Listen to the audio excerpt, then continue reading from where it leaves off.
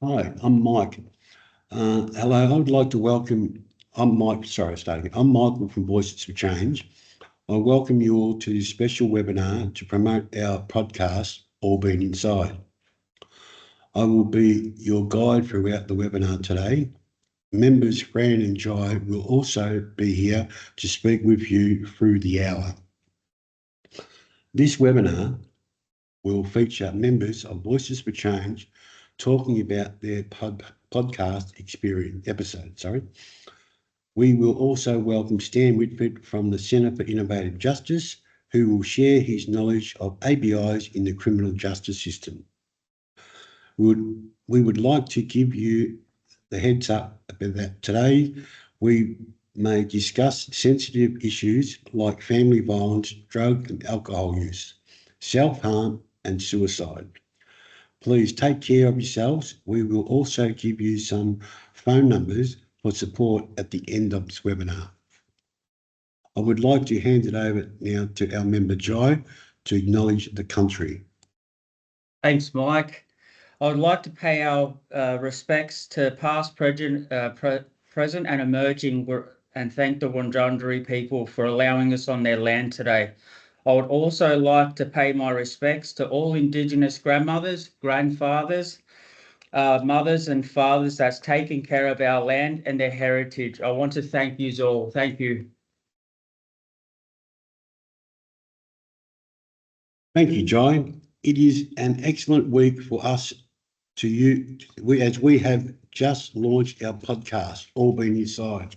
You can listen to it now on our website or on all major streaming platforms. We will also use this opportunity today to tell you more about the podcast and what you will hear when you listen to it. I would like to now hand over to Fran, who will formally introduce you to Voices for Change. Thanks, Mike. Hello and welcome to our webinar. My name is Fran and I am an original member of Voices for Change. Voices for Change is a self-advocacy group made up by members who have an ABI and a history with the justice system. Being an advocate in Voices for Change means that we stick up for people who have an ABI and might have been in prison or in trouble with the law. We raise our voices to government, to the legal sector and in the community so that people with an ABI in the justice system get a fair go. This is our aim. We are a group made up of 6 members and we are always welcoming new people. We are currently based in Melbourne and we would like to branch out across Australia and include more people with the same experience as us.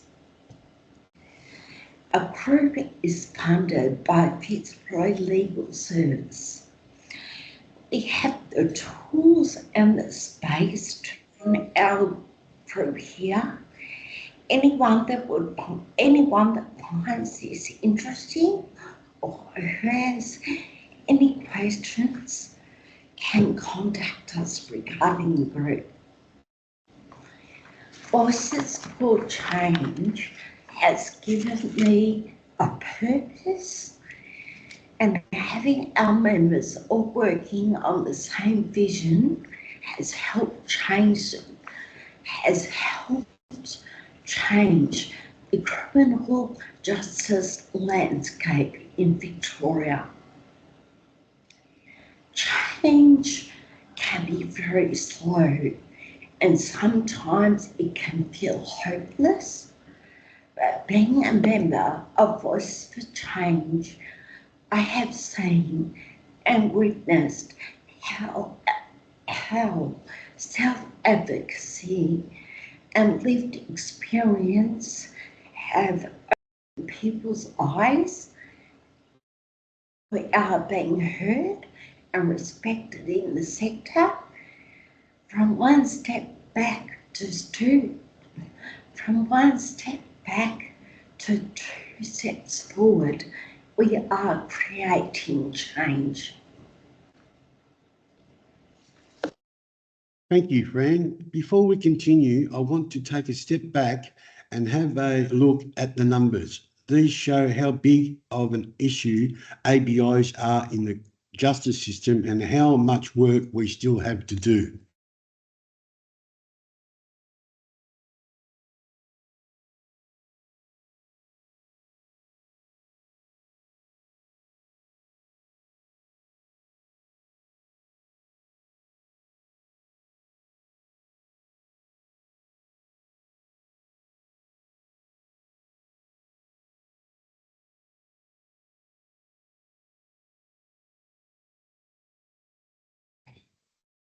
I will now hand it over to Jai and our staff member Gabby to have a chat about Jai's episode on All Been Inside.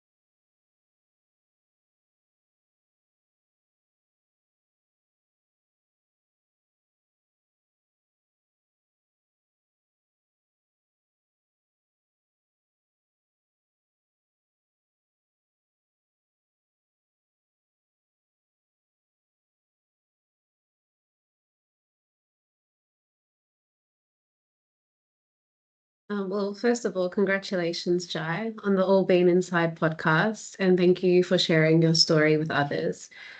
In your episode, you share your journey of acquiring a brain injury from a motorcycle accident at 19, leading to difficulties in concentration, memory, and comprehension. You discuss your involvement in the criminal justice system since you were 17, which got worse because of your ABI and drug use. You stress the importance of personalised support like the ARC program, which helps people navigate the legal system. In your conversation with Adam Wilson from Fitzroy Legal Service, you highlight the need for a health-focused approach to drug and alcohol use in the justice system, including personalised support to address underlying issues. Jai, you say in your podcast that learning that you had an acquired brain injury from your motorcycle accident was emotionally difficult and it led to your heavy drug and alcohol use. Can you tell us a little bit more about that? Yeah, definitely. You know, the motorcycle accident and being in hospital was it was scary for me. And then finding out that I had a brain injury, I just didn't want to think about it. And, I was ashamed. I was, like I didn't really know what it meant. And, like trying to concentrate so hard on what I wanted to do and how I wanted to like be. I just hit the drugs really hard. And, that just led to me going to prison. So yeah, it was a bit of a hard time for me in that one. So yeah. Thank you for sharing. Why do you think a brain injury and heavy drug and alcohol use can lead to criminalisation? Well, it goes pretty much so hand in hand, like when you're, using drugs and, you become addicted, that means you're going to need money, you're going to need to be able to score. So that leads to stealing. from a shop, then leads to stealing from houses, breaking into houses, robbing people, stealing off people, and yeah, that's just, yeah, as I've said, it just goes hand in hand. And like, you know, I'm so glad that I've changed my ways now, and I'm doing the work what I'm doing. So yeah. And final, Jai, in your episode, you say that the ARC court, the assessment and referral court, was a good experience for you. Why was that? And what is different about the ARC model? Well, when I'd done the ARC program, it was a bit of a big change, because you're not like having to look at a judge up on a stand, or you're having to you know, feel like that you're out of place. You literally sit at a table. You're like speaking practically, you know, face to face, how we are now, and you know that you actually get a voice and you get to feel heard. And Judge Harding said to me, "Listen, Joe, I'm not going to make this, you know, hard for you. I'm not going to set you up to fail." And that he didn't do.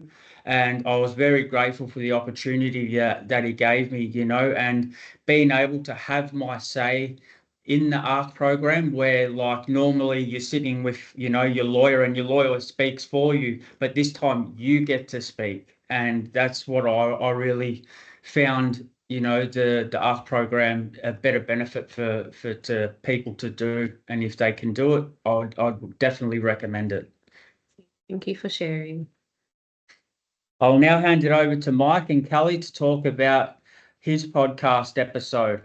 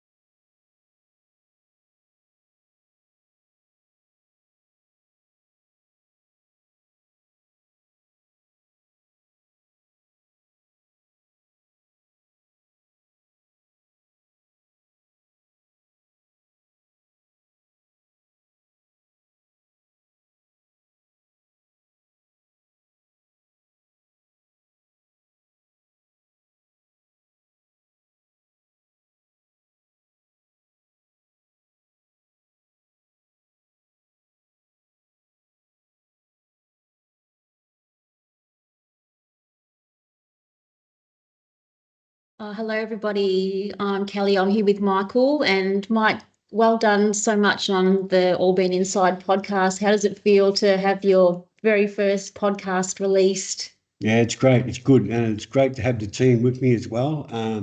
Joe, Fran, Matt, Bindi, sorry.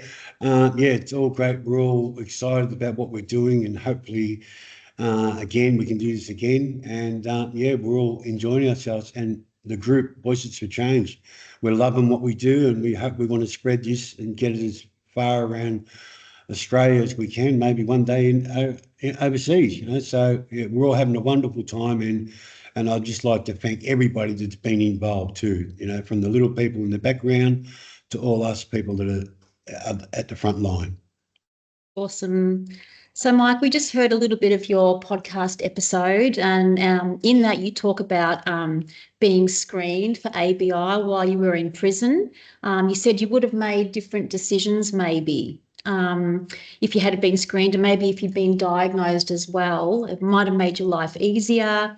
You might have made different decisions. Can you talk a little bit about that, what you think? Yeah, well, first of all, I've been saying this a lot, but I don't really blame the corrections because back then when I would started going to prison, they didn't have the technology that they got today, you know. So, and I must take it back because up until the other day, I used to blame, you know, corrections and all the judges and all for not having this, you know, being able to screen people. But looking at it now, you know, we've advanced so far, and you know, people are learning every day new things and new strategies, and I just hope that that the Justice Department, you know, feel that they, you know, should be really looking at what, you know, what an ABI is and mental health issues a lot more than what it is just to run the numbers and get the prisons into prison off to another prison. Thanks, Mike. And I know that you're also really passionate about rehabilitation, and you talk about that a lot, and people having, you know, the opportunities to change and grow. So I really wanted to know how you think Voices for Change and self-advocacy has helped you change and grow since you were last incarcerated. Yeah, again, so it goes back to, you know, many years ago where there wasn't all this stuff available to us now. But with, you know, changing and things like that, we've come a long way now. And so can you just run me through the question again, Kelly? Yeah, just how good has Voices for Change and self-advocacy been to your life, and how has it changed you as a person? Yeah. Well, first of all, I'd like to thank Voices for Change and everybody that's involved with it because it has changed my life. I'm talking like, say, 8 years ago or 7 years when we first started. I was a guy that's been fresh out of jail, ready to get back on the merry-go-round and go back into prison at any stage because I was living in a boarding house, you know, drugs around, and it was just been a merry-go-round all my life. But now, since I've been in the group, I've met some wonderful people over the years, you know, past and present. Also, I'd like to, you know, thank the people that have been involved in the group in the past. But the bunch of people I've got around me now, I mean, we're like a little family, you know, like we trust each other, you know, we have our jokes around and all that, but if push comes to shove, we know each other's got each other's back. And that's what I love about the group, you know, like, and I've come so far, like I'm not the hopeless person that was just sticking a needle in my arm and, you know, robbing people and all that sort of stuff. I'm a person that cares now. So I care about not only myself, I care about the people around me and people in society. You know, society's changed. We've come a long way. So yeah, I do. I love the group, and I'm sit here and I say I always love to be a part of the group until the day I pass. But I will be here, and you will hear from me again. Well done, Mike. And lastly, you also speak passionately in your podcast episode with Stan about the independent third person program. So we thought maybe we could take a moment for people that might be with us here on the webinar that have never heard of the ITP program. Can you tell folks what that is and why you think it should be compulsory when people are arrested?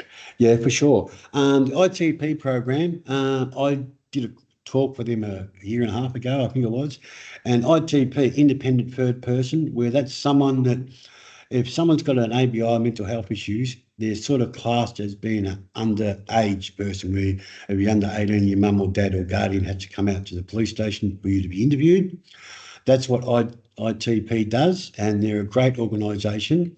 They've been going for 35 years now, and I wish everybody would get behind them and back them because they are a great bunch of people. I would love to be doing it soon. And it gives that extra bit of comfort and protection for the people that have got an ABI that are in that situation where they're in the police station and, you know, the police shouldn't be interviewing if they have an ABI or mental health issues because they're I don't mean to say this in the wrong way, but their class has not been an adult. So, you know, all for ITP, they're a lovely organisation.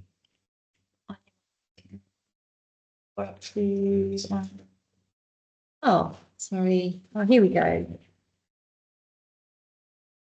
Sorry, I'm a bit behind the ball here. Yes, Jai, I will now, sorry, bear with me, people. Yes. Here we Okay. go.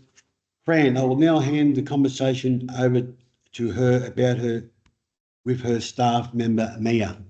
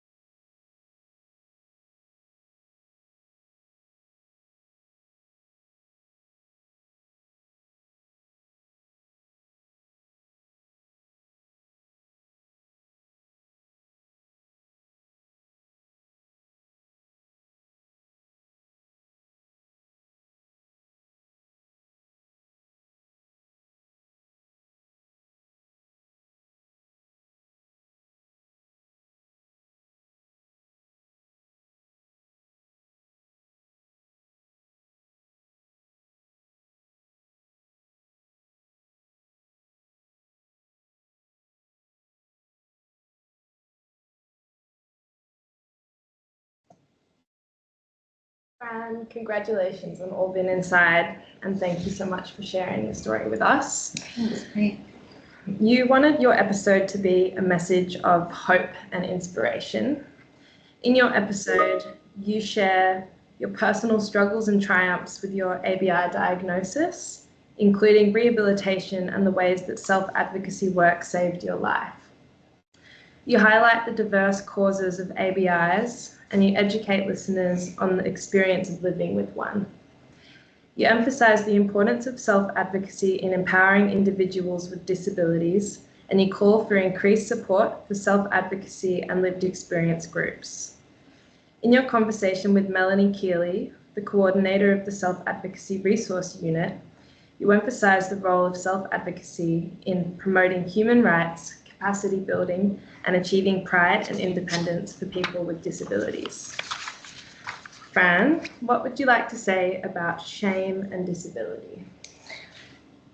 I would like to say that I think the world is not inclusive to people with disabilities. People with disability should be on TV home and away, should be news broadcasters. They should be all over pop culture, on ads on TV, pamphlets, all over the place, but this must not be tokenistic. It's 2005, it's 2025. I think it's about time that this happened. I spoke at Parliament House about 12 years ago, and I said the same thing, sending the same message. And I must admit, I have seen a slide, but much more needs to be done. Fran, what would you like to say about fear? It's something that has really held me back in my life. I was someone along the line, along the way of life. I have heard the meeting FEAR, fear. One way it can be looked at is fuck everything and run, or face everything and recover. It's so easy to shut the curtains, stay the same. It's really hard to make change. It's something like a group, self-advocacy group for myself. I've met new people, new friends, and it has been a wonderful journey. Thank you so much, Fran. Can you also please tell us a little bit about the fourth episode by Bindi? Yes. We also have another episode in our podcast from our member, Bindi. Her episode is about family violence and ABI. Bindi asks for better integration between family violence and brain injury support services. You can listen to our episode on our website along with the others.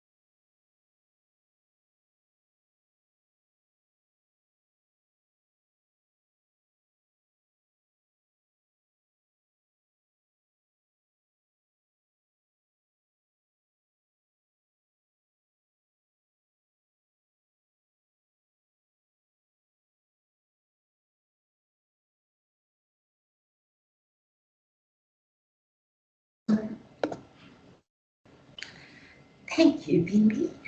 I would like to hand over the conversation to Michael, who will have a chat with our very special guest, Stan Winford. Thank you, Fran.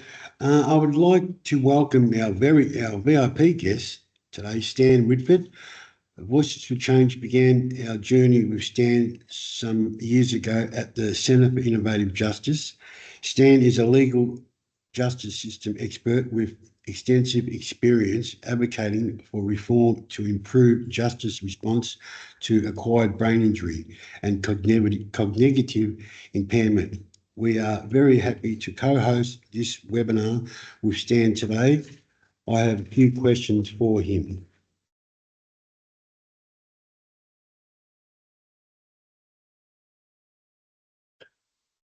Hi, Stan. Can you please introduce yourself and talk about your work advocating for people with acquired brain injury? Hi, Mike and Kelly. and thanks for your introduction. I haven't been called a VIP before, so that's really nice. So yeah, my name's Stan Winford. I am the Associate Director at the Centre for Innovative Justice at RMIT University, and I've been working around acquired brain injury in the justice system since the centre was established in about 2013, when we got a grant to look at this issue from the Office of the Public Advocate. My background is as a criminal lawyer at Fitzroy Legal Service, actually, and in my work as a criminal lawyer, I worked with a lot of people who had brain injury, and I think I really realised that there wasn't a lot that was being done to support people with that disability in the system, and so it's been good to be able to tackle that in my work now. And I think really the key is that we've got to listen to people with acquired brain injury to understand what it's like and understand how things can be improved for them. And I think that's always been the missing piece of the puzzle for me, that the people closest to the problem are closest to solution, but just need to be listened to properly. Thanks, Stan. Stan, why do you think a lot of people with ABIs end up in prison in the first place? How could we prevent that? Well, Mike, I think that in looking at what's going on, and in particular in our first piece of research where we spoke with people with lived experience and tried to understand what it was like from their perspective, what they told us, and it was a really unique perspective because they were the only people, unlike professionals working in prisons or police officers or judicial officers, they're the only people that had a complete view of the system as a whole.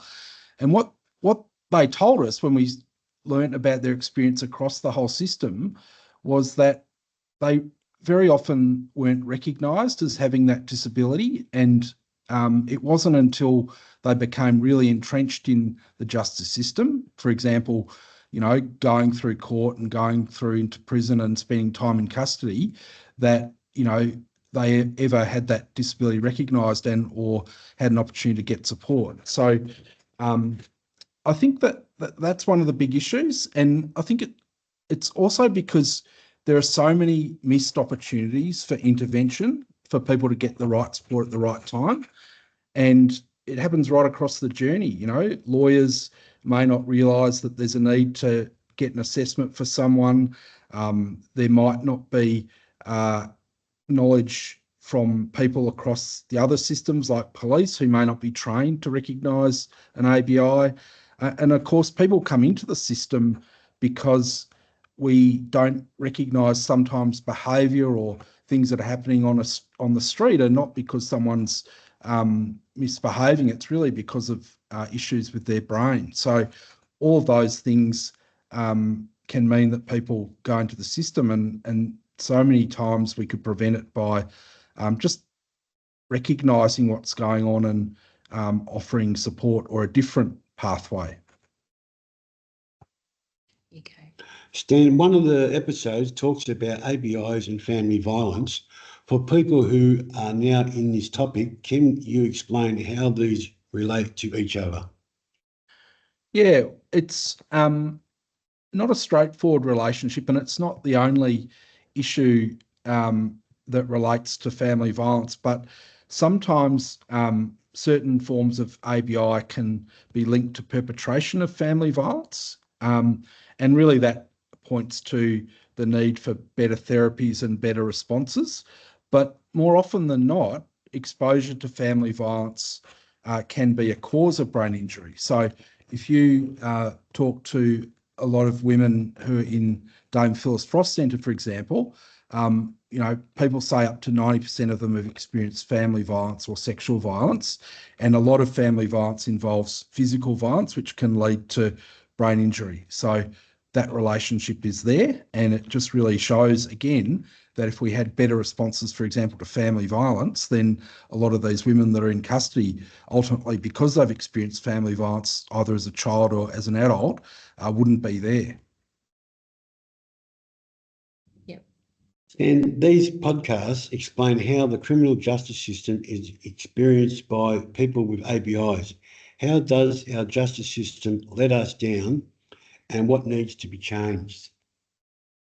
Well, I think as I said before, I think it lets us down from the very beginning when people who shouldn't be in the justice system because of behavioural issues that relate to their disability are drawn into the system because it's not recognised that their disability is what's going on rather than criminality. So the expression criminalisation is often used to describe people who are drawn into the justice system because of issues which are not really about their criminal conduct, but more about how the system fails to respond appropriately.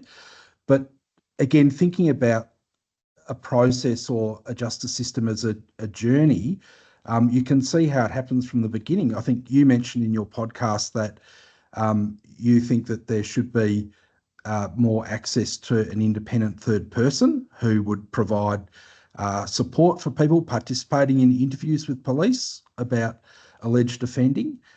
There's just insufficient access to that, so people who are picked up aren't able to exercise their rights adequately, and probably at that point they're not also being assisted by connecting with disability support. So that's an issue.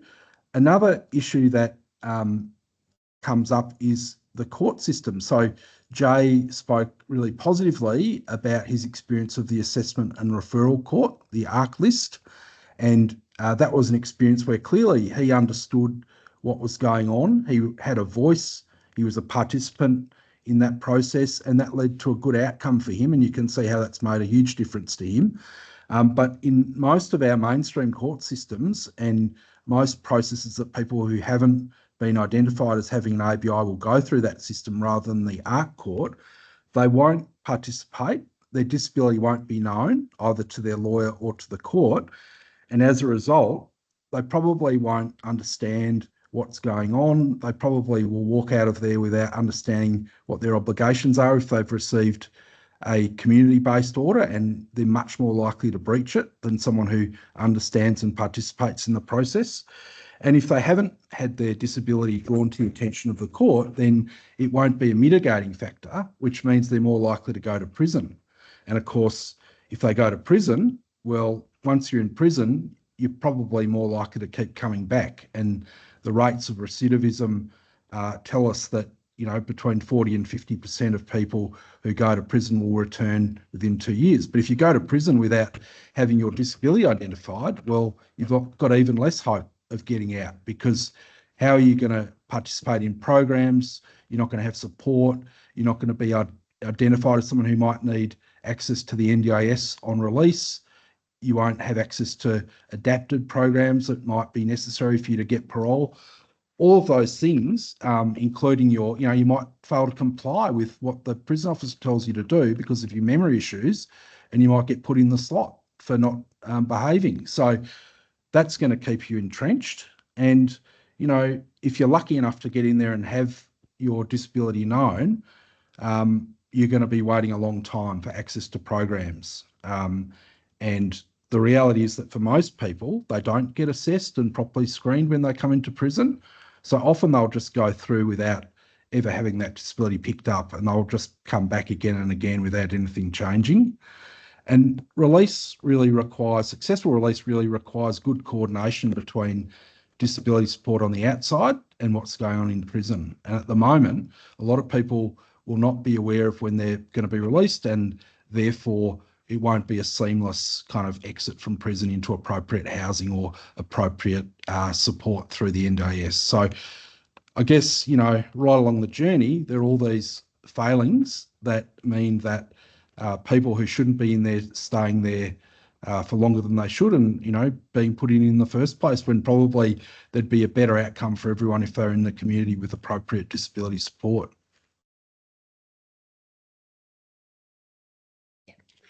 Stan, you've been working in this space for a long time.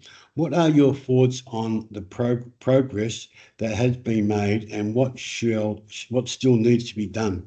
Is there any upcoming work at CIJ you want to talk about? Yeah, look, I think the progress that's occurred is probably that there's a better understanding of brain injury and how it affects people. I think part of that is just our community generally, that, whether it's in the sport or in relation to alcohol and so on, there's just a better awareness of, what brain injury is and how it affects people. I suppose the recognition of overrepresentation was pretty important too. So in 2011, there was a research report that spoke about those astounding statistics of 42% of men and 33% of women in Victorian prisons having an acquired brain injury.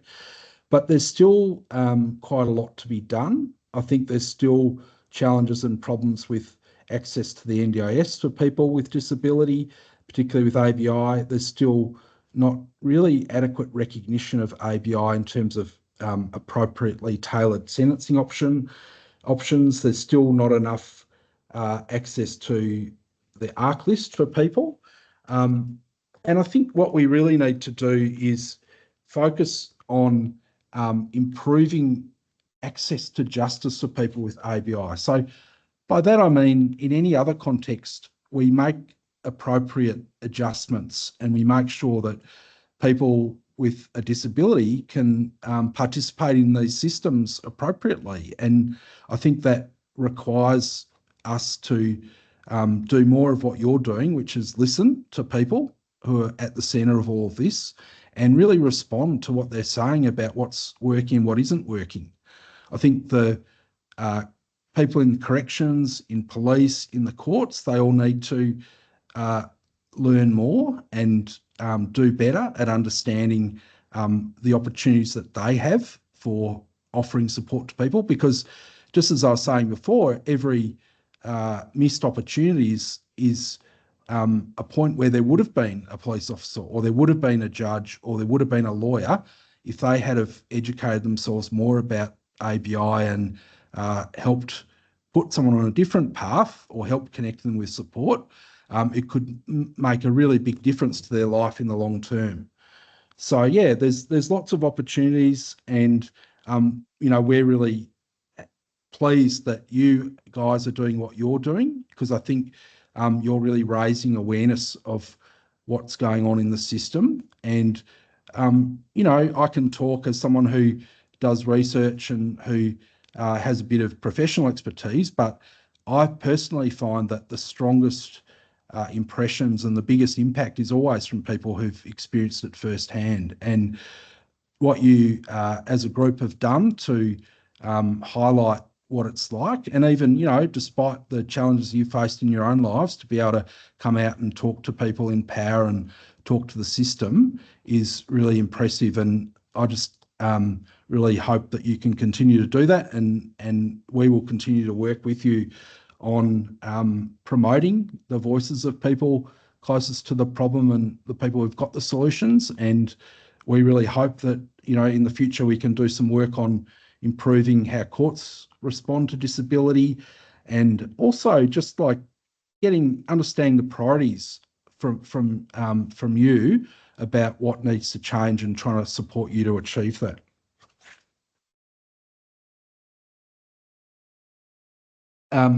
Just in terms of what we're doing, I think was the second part of your question. We are trying to work with the courts to improve disability responses. We're also doing some really important research nationally for the National Disability Insurance Scheme on transition from custody. So looking at what sort of disability support should be available, what's a good model for that for people when they're exiting prison. And we're in the process of getting that going, which is very important. And of course, key to that will be talking to people who've been there in your sort of situation and what they would have seen as helpful support. We also think that getting an understanding of support needs through like online resources and helping educate people just is an ongoing important aspect of all of our work. Thanks, Michael. Sorry if I've gone on a bit long. Thank you, Stan. Stan, do you have any questions for me?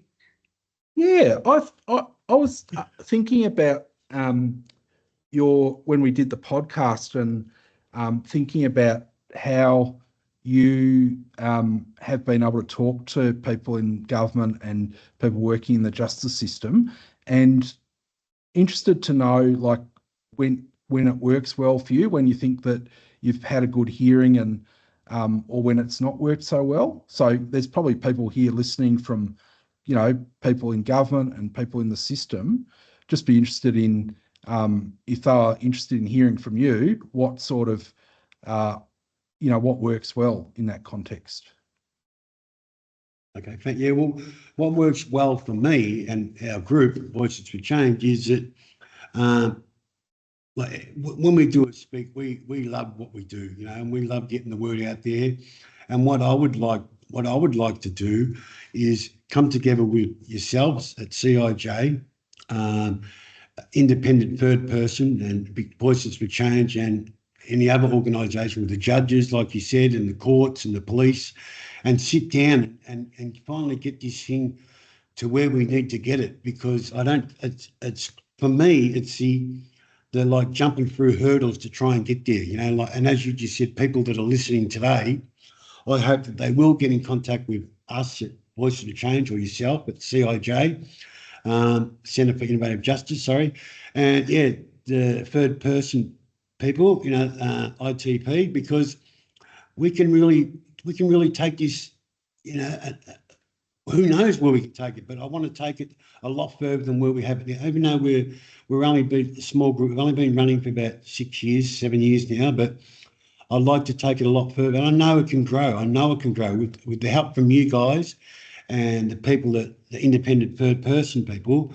I just want to keep this going as well, I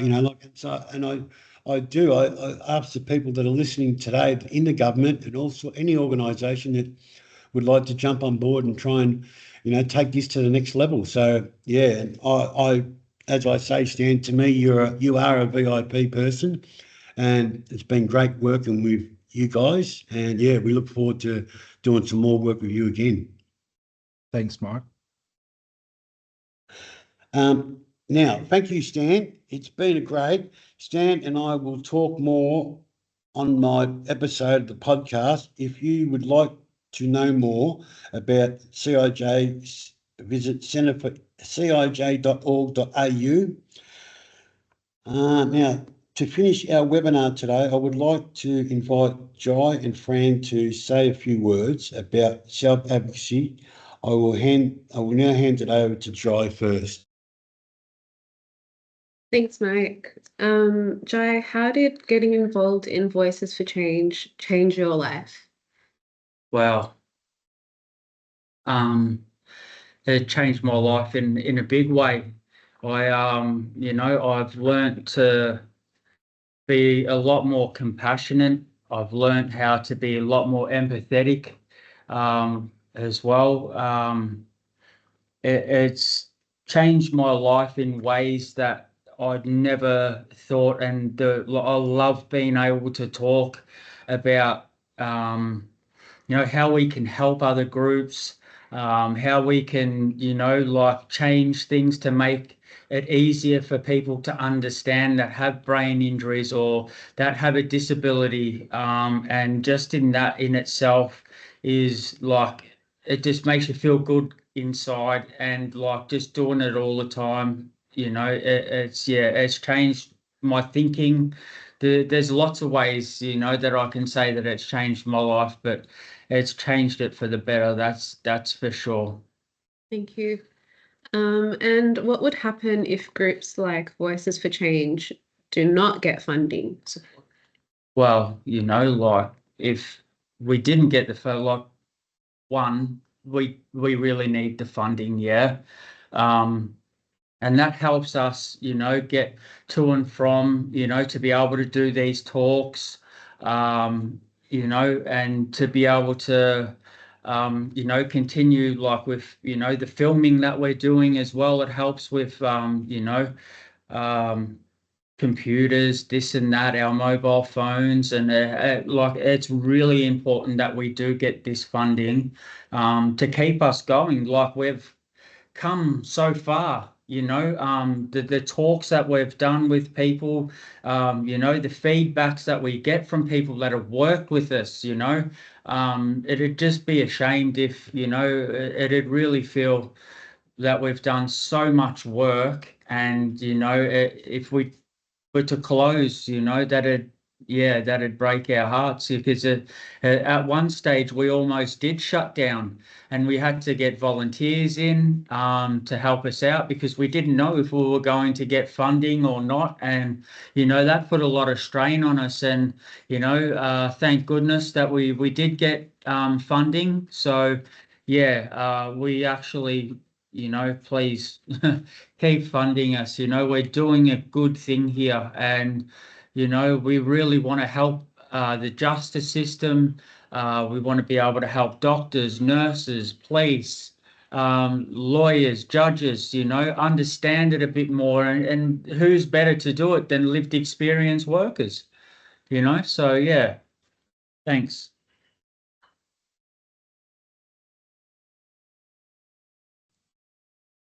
Thanks, Jai. I'll now hand it over to Fran. Fran, how did getting involved in Voices for change your life? Voices for Change helped change my life.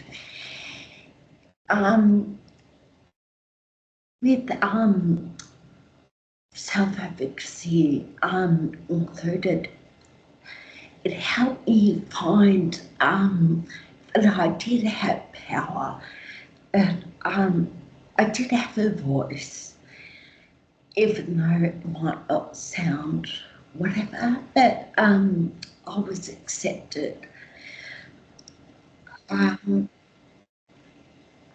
had never been outside. I hadn't been outside after my ABI, and I did think that life was over. So I have to say thank you to self-advocacy because it did change my life. And I didn't know anything about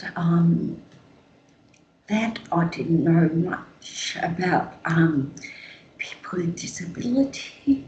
So it's just been it's been a blessing. It's been a really, really good eye-opener. I just have to say, along the way, I've learned a few things. And one thing is about language. The word retarded. As of late, I've noticed derogative terms towards people with disability are fading, but that R word still comes up a lot in pop culture and everywhere. I think this needs to stop. It in turn already brings shame upon us and it puts us down. And also the word junkie. I really hate that word. We all show ourselves in different ways, in different lights, whatever. Different circumstances we all have. I think people just need to be a bit nicer and kinder and remember that we all should be together as one. Thank you. Thanks, Fran.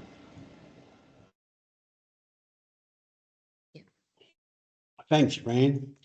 Now, we would like to thank you for attending our webinar today. We hope you learned something about acquired brain injury and the criminal justice system. We also hope that you will be interested to have a listen to our podcast and share it with your family, friends and colleagues and networks. We would like to thank Stan for being part of the webinar. We would also like to thank Centre for Innovative Justice for co-hosting this event, as well as Fitzroy Legal Service. We hope you will continue to follow our story on our webpage and our socials. Thank you for all your comments in the chat. We will get in touch with you shortly for your feedback on this webinar. Thank you for supporting Voices for Change, and we will see you again next time. Thank you.